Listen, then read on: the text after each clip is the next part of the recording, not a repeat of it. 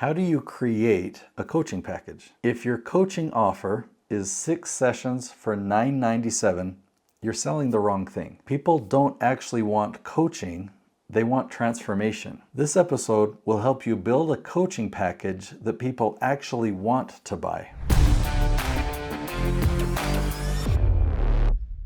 Let's talk about the problems with session-based packages. They're actually pretty hard to sell because people don't want to buy sessions. That's not the result that they want. From your perspective, you might think, well, that's what I do. I provide coaching and I don't want to just sell one session at a time. So it makes sense for me to create a package of 6 and I'll give them more value that way and it'll be more job security for me. Yeah, I get that, but that's what's in it for you, right, as the coach.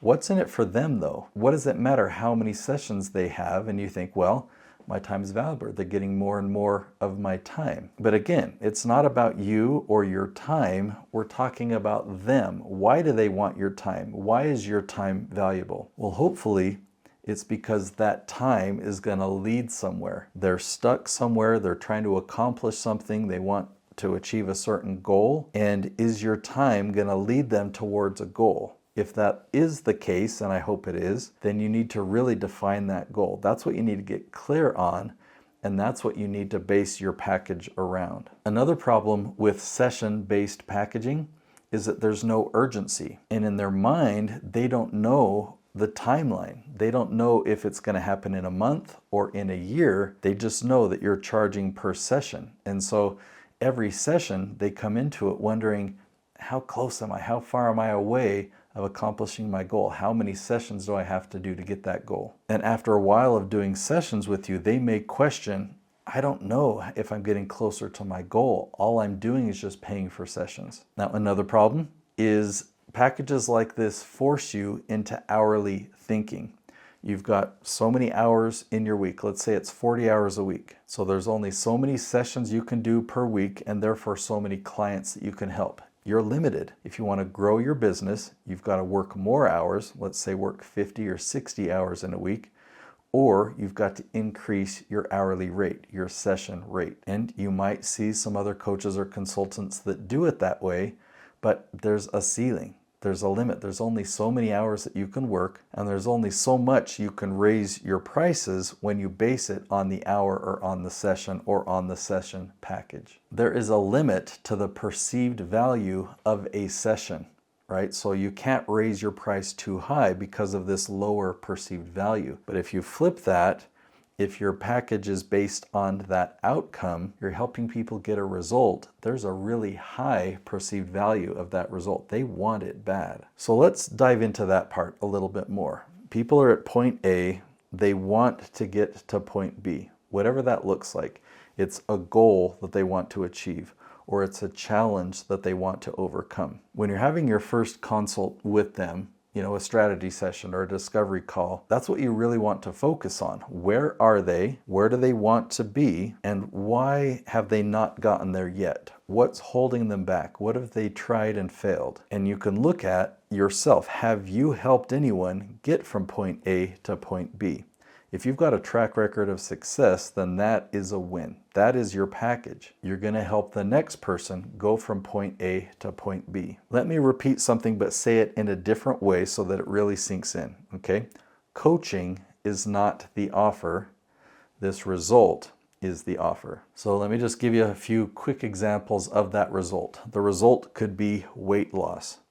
The result could be an increase in revenue, a specific amount. The result could be repair to a relationship. It could be business, it could be a marriage. So what clients are paying for is that transformation, that shift from A to B. This is where I am now, this is where I want to be.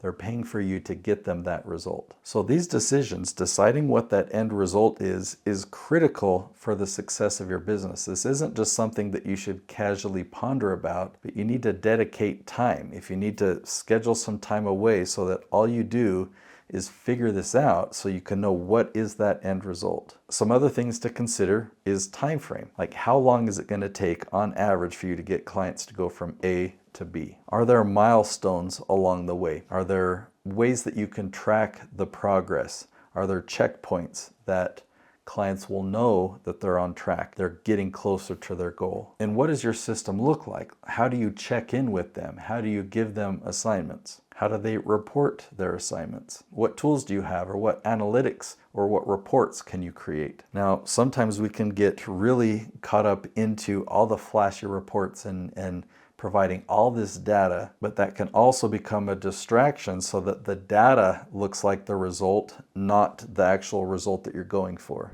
So now let's talk about pricing, okay?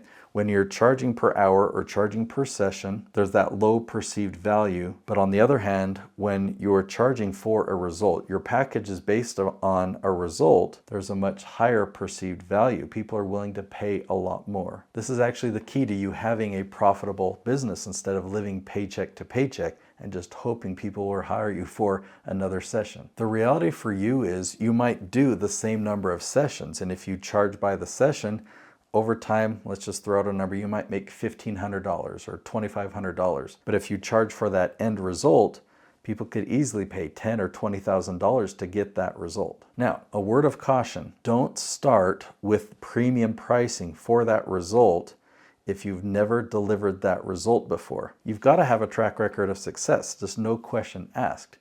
You might have achieved something yourself, but have you helped somebody else achieve that same thing? You've just got to do it once. And even if you give away your service for free, or you find some way of doing a trade, or you form a partnership with them and you share in the future profits once you get there, whatever, you've got to figure it out. Even if it's going to take you a year to do that, you've got to find somebody that is at point A, they need to get to point B, and you need to take them by the hand and help them achieve that result. Once you've done it one time, you've got a testimonial, you've got a case study, that can be part of your exchange. You can say, tell you what, I'm going to offer you my service for free.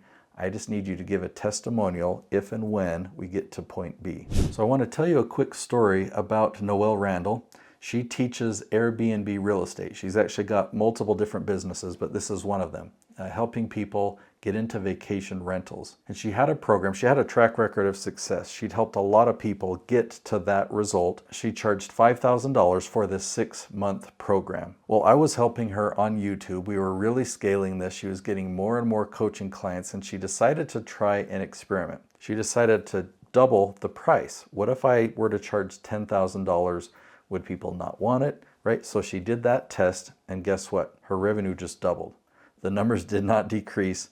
So it's kind of interesting, right? She was able to double her revenue without putting in any more time, without doing any more sessions, but it was based on that outcome. She had a track record of success of people who had positive cash flow from these rental properties. So what we've talked about so far is step one, really creating that package that's based on that end result. Step number two is having people find you and see you as the authority. Now with clients like Noelle Randall, that's what I focus on. I really help them with their authority positioning, being seen as the #1 authority in their space. I'm going to link to another video right here. It's called What is Authority Marketing? You'll learn what it is, and you'll learn how to do it, how you can be seen as the #1 authority in your space. I'll see you there.